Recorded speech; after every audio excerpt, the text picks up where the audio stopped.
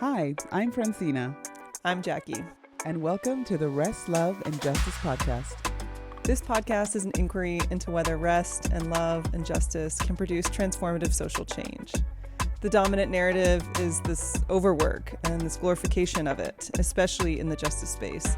And here, we're going to question that notion. Come sit with us as we meet our collective humanity and share stories around rest, love, and justice.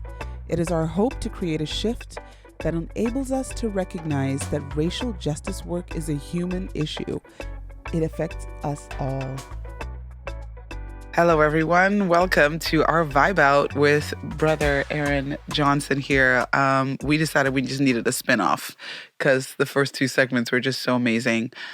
So at the end of the part two, I kind of brought up the point at close to the end about how I grew up with a touch that wasn't necessarily loving and kind of showing up, recognizing what my touch needs are and how you can sort of evolve to get to a place where you can have loving touch, right? And so I just wanted us to have a vibe out about that and what's coming up in our bodies around that whole conversation and notion of touch and where to get it. Because some of you may have listened to those two segments and thought, where am I going to get touch? Right? If I've been chronically under touch, what do I do? And yes, we did talk about a touch plan, but like, what if you need actual physical touch? What does that look like when you came from a place that didn't have good touch? So I invite you both to speak to this.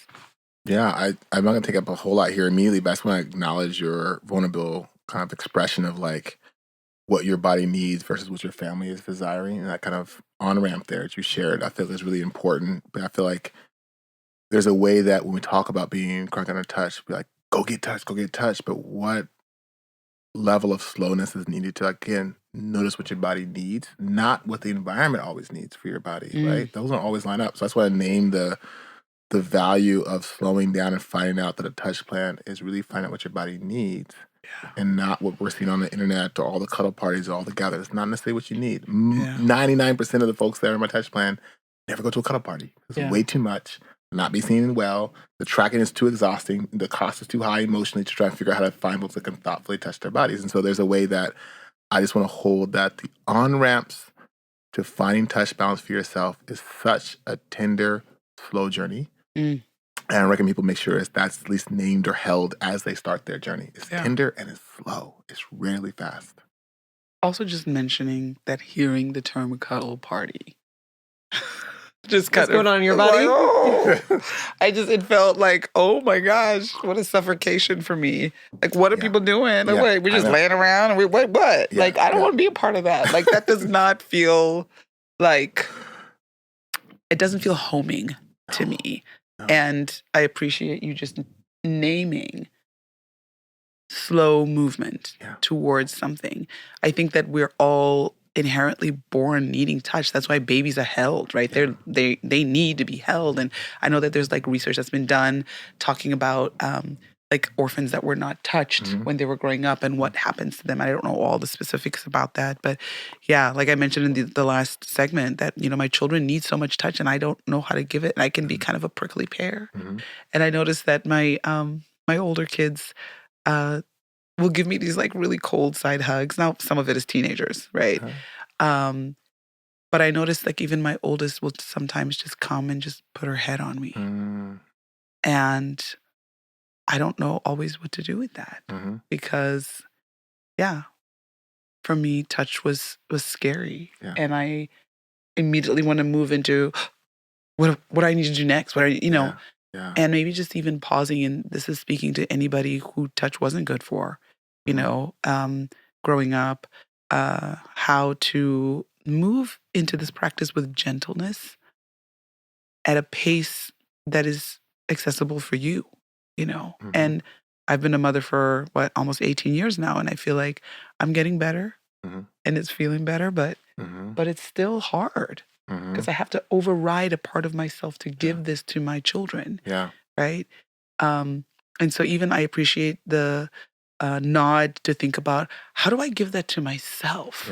Because when you're giving it to yourself, you have the capacity to start reprogramming stuff that was handed to you as unhealthy touch. Because as a Yeah. child, I don't have control Yep. over who's giving me touch Yep. and how they're giving it to me. Yes. But as a grown woman, I do have control over Yeah. that. Yeah. And, for those of you who are listening, you can begin the work of sort of reprogramming your own touch and how that feels in your body and giving that chance. And we're not talking about sex. We're not talking about sexual. It can be, but this is not what we're talking about right now.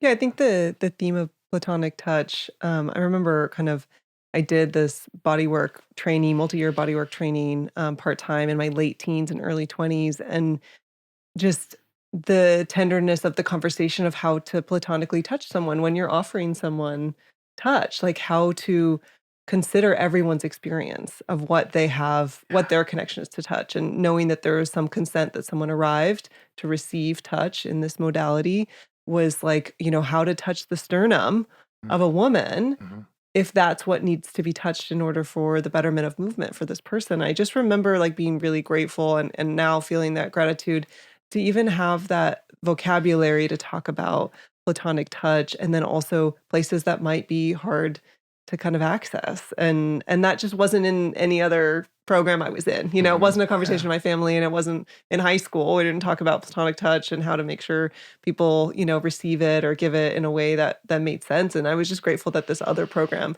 at least gave me a little snippet into how what might be triggering, what might be trauma, but then also just like how to connect with humans and be able to Mm. touch. I was really, really grateful for that. Mm. And also the other thing coming up for me is just a bit that you touched on, like your partner or family are not the only touch people, right? Yes. Like, let's not put that stress on our partners, our mothers, or whatever to be everything, right? I mean, I think that's with love in general, Yeah. and many other things, but like that's not the only source of our touch. And so that's why, Erin, just the work that you're doing for me was really transformative to hear. Like I can offer it to myself. Yeah. The earth can offer it to me. My dog, like there's just, and humans as well. Yeah. So I think that's really powerful and pivotal for me to be able to see that. And now I can see it a little different, like, and access what I need. Mhm. The need is not just my partner. Yeah. Like, Yeah. oh no, the need can be abundant of where I can access that. Yeah. So I'm really grateful for the work that you do. That's huge. And I just want to feed a thought here real quick is that there's also something to notice when we're touching across cultural lines, like white hands on black bodies. It doesn't mean it shouldn't happen. Not that at all. It's more of, I think there's enough studying about the body and the trauma that's in the body that needs to be tracked in touching across cultural lines, because I've been in a lot of white space for the last 6 months, and it's amazing how I was at a white event just long ago, and there was some amazing music playing, and this white woman just goes over and grabs me, like just grabs my hand and starts touching my body, and just like there's a way in which if I reversed that, if I was walking through that same environment, I was like grabbing white women, like they're like, "What you doing? What's wrong with you?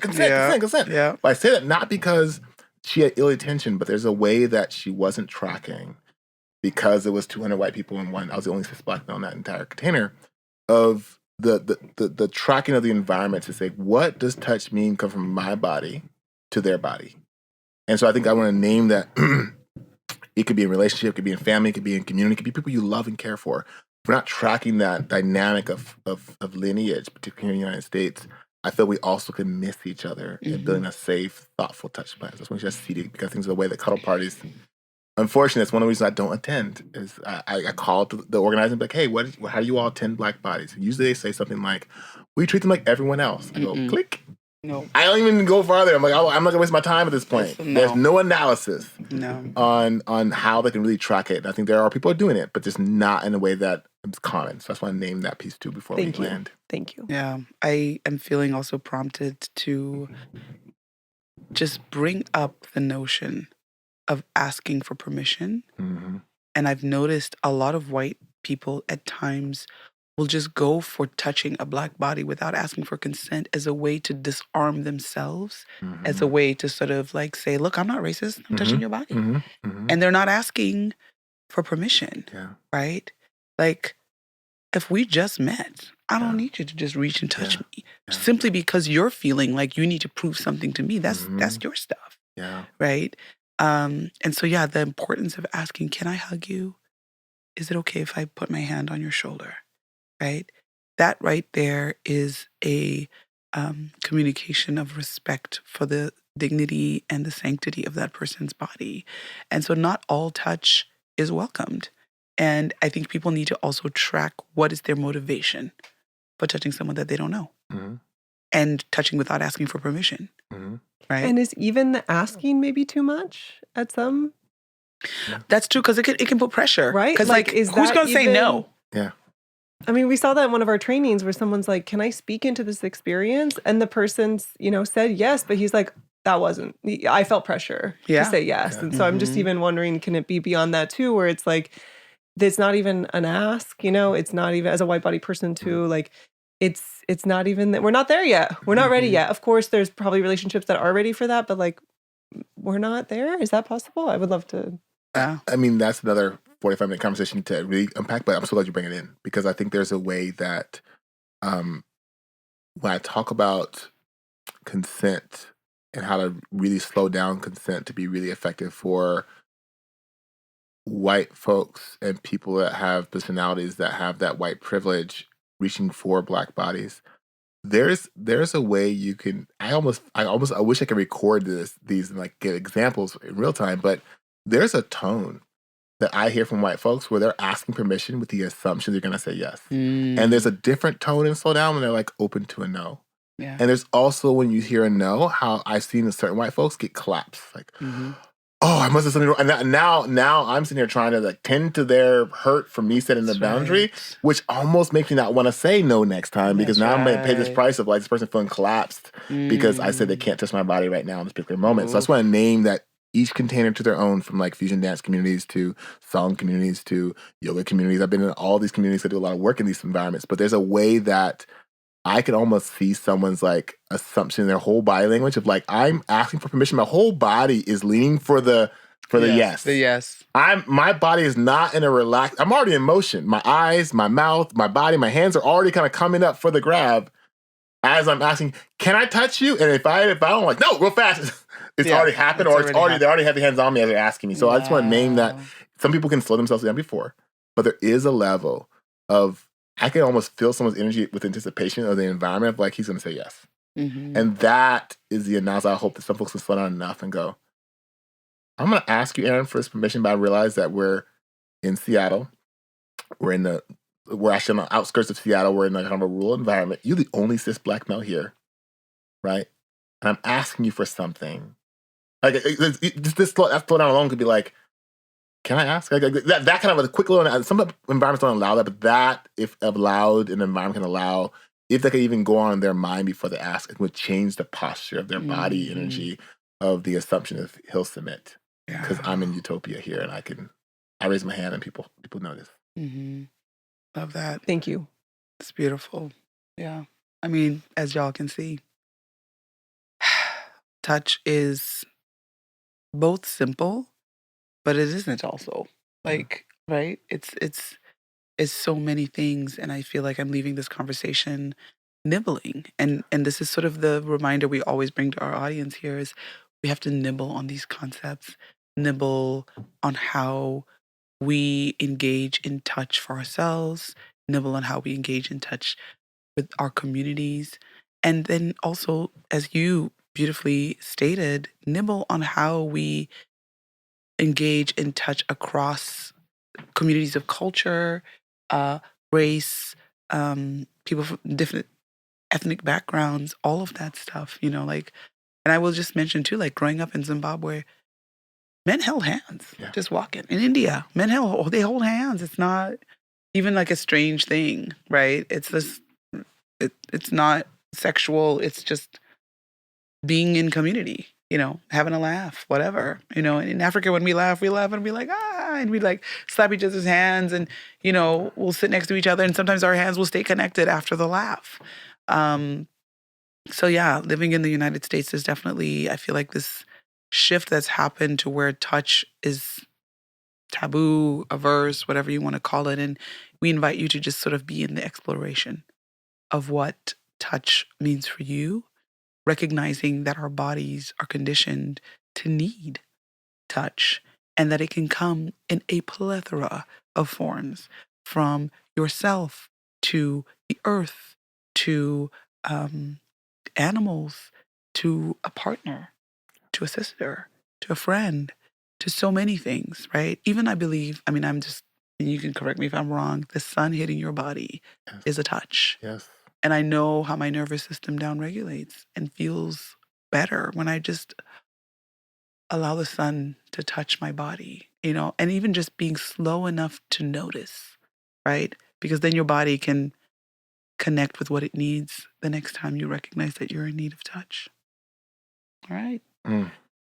That's it for this Vibe Out. Yes. We like to keep them short and sweet when we do the Vibe Out so that you have something to nibble on, something to walk away with. I am incredibly grateful to my brother Aaron for coming to join us for this, and my beautiful co-host Jackie. Thank you for joining us on this episode of the Rest, Love, and Justice podcast. Thank you. And that is our show for this week. This episode was produced by The City Music. As for me, I'm Jackie Gao, and thanks to my co-host, Francina Call. May you move through this week embodying rest, love, and justice in ways that are meaningful to you and your community. Thanks for joining us today. Peace and love.